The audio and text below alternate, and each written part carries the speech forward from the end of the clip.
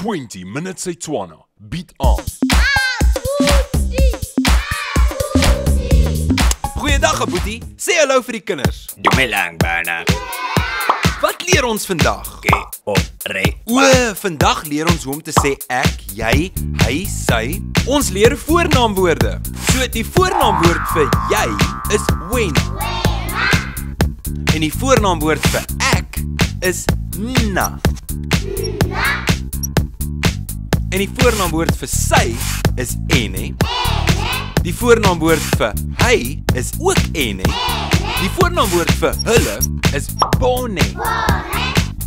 En die voornaamwoord vir ons is ronna. Kom ons gebruik nou hierdie voornaamwoorde in sinne. Aboetie, hoe sê 'n mens ek praat? Na ke abua. Bla bla bla bla bla bla. Nou hoe sê 'n mens hy praat? Ene o abua. En hoe sê jy sy praat? Ene o abua. Bla bla bla bla bla bla. Okay, stop vir 'n sekond. Laat ek vinnig verduidelik. Ene is die voornaamwoord vir hy en sy. En wena is die voornaamwoord vir jy.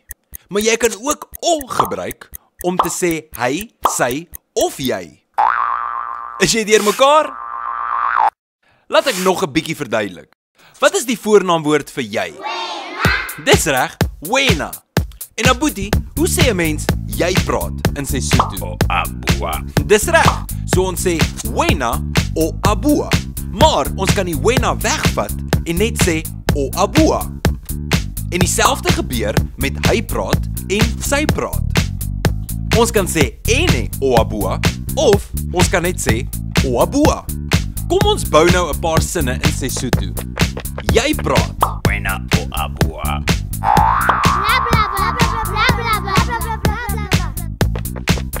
Hulle praat. E bone babua.